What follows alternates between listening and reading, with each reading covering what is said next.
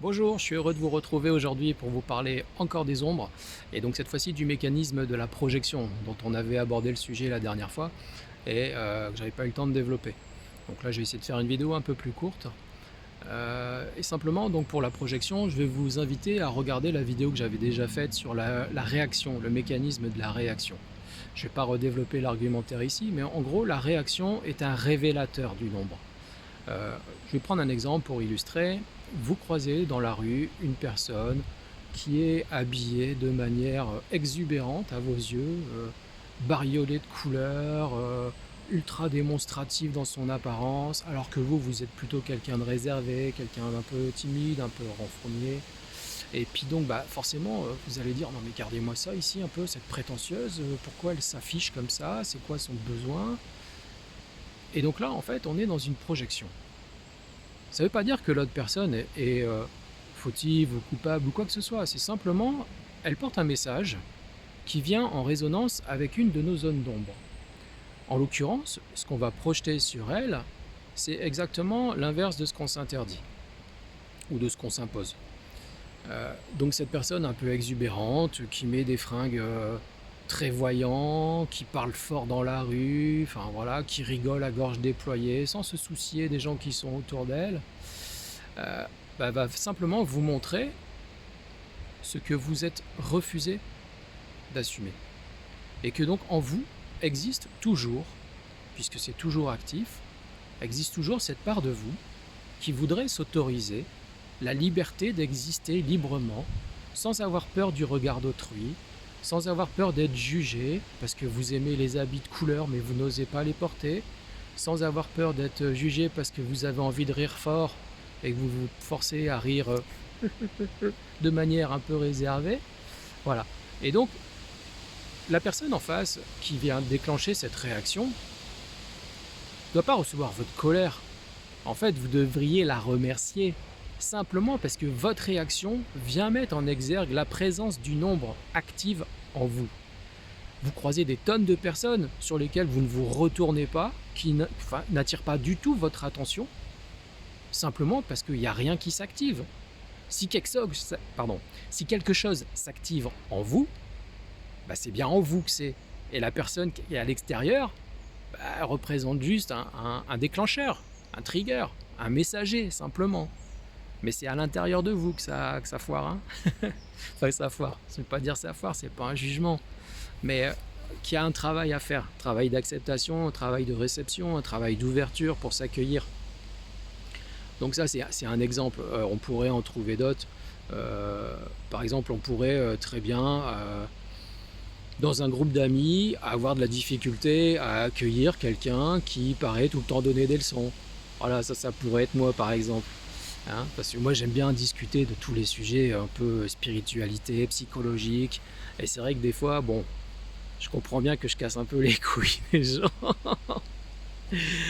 Mais voilà, donc si j'étais pas cette personne-là et que je croisais cette personne-là et je lui dirais non mais il se prend pour qui celui-là? Franchement, il pense avoir tout compris à la vie, c'est quoi son délire? Mais ça voudrait dire quoi? Ça voudrait pas dire que je suis en désaccord avec lui.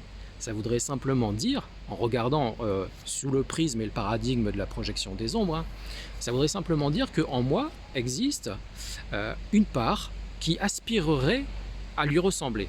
Alors peut-être pas dans la façon dont il a s'exprimer ou sur le propos, mais du moins peut-être dans son aisance, dans son courage à prendre la parole, à parler, à affirmer ce qui est vrai pour lui.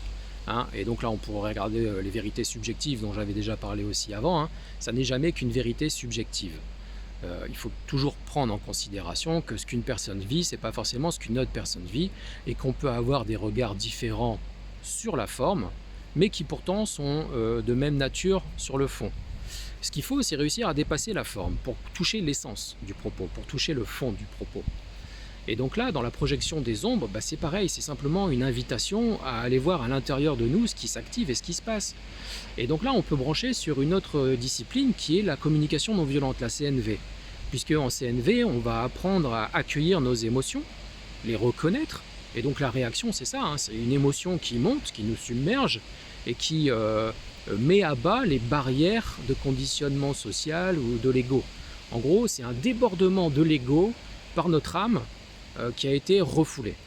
Voilà, donc on appelle ça l'ombre, mais il faut bien comprendre que ce sont des parts qui nous appartiennent, de notre lumière, et que nous n'avons pas accepté, que nous n'avons pas accueilli, que nous avons refoulé, soit par le conditionnement, soit par des croyances limitantes, peu importe les mécanismes, hein. Donc c'est quand même beaucoup dû à l'éducation, à ce que nous ont transmis nos parents, les schémas éducatifs ou les schémas sociétaux, que ce soit à travers l'appartenance à des familles politiques ou des religions, des héritages de religions.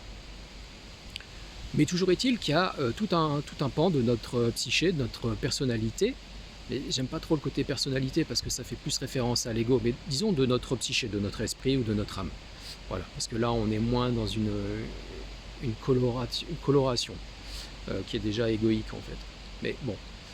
Et donc, pour revenir à ce mécanisme, tous ces schismes qui nous ont fractionnés et divisés dans notre éducation ont été repoussés au fin fond de notre psyché comme des parts non désirées, non aimées. Ça, j'en ai parlé sur la vidéo précédente. Et donc, mais elles ne sont pas mortes, elles ne sont pas supprimées parce qu'on ne s'est pas mis en paix avec.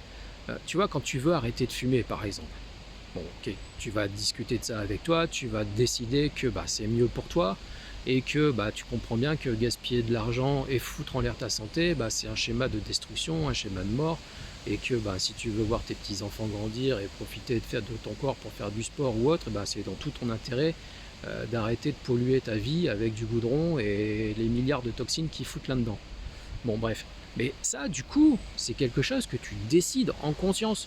C'est pas quelque chose que tu t'imposes pour te conformer à un regard extérieur, pour faire plaisir à maman ou faire plaisir à papa parce que tu veux que papa et maman ils continuent à t'aimer quand tu es un petit garçon ou une petite fille. Et donc ça, c'est un truc que tu fais contre toi. Tandis que arrêter de fumer, c'est un truc que tu fais pour toi. Et donc tu es en paix avec ça. Tandis que l'autre chose, t'es pas en paix. Tu sais simplement fractionner et tu as enfermé une part de toi dans la chambre en disant tu restes dans la chambre, tu sors pas de la chambre. Ou alors tu l'as mis dans la cave et puis tu as fermé la porte à clé et tu as jeté la clé dans la poubelle. Tu vois, mais cette part de toi que tu as rejetée, elle est toujours vivante, elle n'est pas morte, elle est toujours active. Et donc à chaque fois qu'elle voit quelque chose, donc là on peut reprendre l'exemple de la personne exubérante dans la rue. Donc tu as ta petite fille intérieure ou ton petit garçon intérieur qui croise cette personne-là et qui fait « Mais pourquoi lui il a le droit ? Pourquoi il a le droit de faire ça et que moi j'ai pas le droit de le faire ? J'aimerais bien m'habiller en couleur, j'aimerais bien rigoler dans la rue. » Tu vois ? Et donc en fait, ce qui se passe, c'est que du coup, il y a une émotion, un sentiment qui monte, qui peut être un sentiment de justice, de rébellion, mais en général, c'est une émotion qui est négative. Ou du moins qui est assimilée comme négative. Elle n'est pas négative au sens intrinsèque, puisqu'elle porte un message qui nous permet de renouer avec la flamme qui est en nous. Donc tu vois, c'est un peu ambigu comme positionnement. Et ça ressemble un peu à l'énergie de Seth, en fait, sur le panthéon égyptien, ou de Loki dans le panthéon nordique, qui vient en gros challenger les croyances limitantes, qui vient les bousculer pour faire bouger les choses, tu vois, pour faire bouger les frontières, parce qu'autrement tu es sur un ordre sclérosé, et la sclérose, ça conduit à l'immobilisme et à la mort. Et donc si tu veux pas mourir, il faut bouger, il faut te transformer, il faut accepter d'accueillir ces parts à l'intérieur de toi. Autrement, tu t'enfermes dans une image, tu t'enfermes dans un personnage, et donc là on est bien sur la définition du personnage, qui est la construction mentale d'une identité. Voilà. Mais tu n'es pas toi. C'est pas toi, au fond de toi, ce que tu es. Parce qu'il y a plein de parts de toi que tu caches, que tu dissimules, soit aux autres, soit à toi-même, parce qu'on est très fort pour se mentir, vraiment, et se raconter des histoires. On est vraiment très très fort pour ça. Tout le monde, pas que moi. Moi j'aime bien raconter des histoires, mais il faut reconnaître quand même qu'il y a beaucoup de monde qui s'en raconte. Et il n'y a qu'à écouter nos leaders politiques pour en être convaincus. Ils sont très très forts. Bon, bref. Voilà, donc c'était une vidéo, je vais essayer de la garder un peu courte, on est déjà à 9 minutes. Mais voilà, en gros, c'était pour te présenter le principe de la projection. Le principe de la projection, c'est pas de taper sur l'autre, c'est simplement de prendre conscience qu'il y a quelque chose en nous qui est vivant, qui est actif, et que cette part de nous, c'est pas de la colère ou de la haine, c'est simplement le fait que cette part de nous n'a pas été accueillie et n'a pas été acceptée. Donc, le lien avec la CNV, c'est ça que je disais. Donc la CNV apprend à reconnaître ses émotions, les accueillir. Ça, c'est la première étape. Et donc, détecter tes réactions et te connecter à l'émotion qui monte en toi pour après aller chercher le besoin qui est manifesté à travers l'écho et la résonance avec le stimuli extérieur qui s'est manifesté. Donc là, cette personne exubérante, habillée avec des habits de couleur, qui rigole très fort, c'est un messager, c'est un trigger, un déclencheur qui va activer une part de nous refoulée qui va se manifester à travers une émotion, qui va se réagir dans la réaction, qui va s'exprimer dans la réaction. Tu vois, donc il y a tout ce cheminement à remonter à l'envers.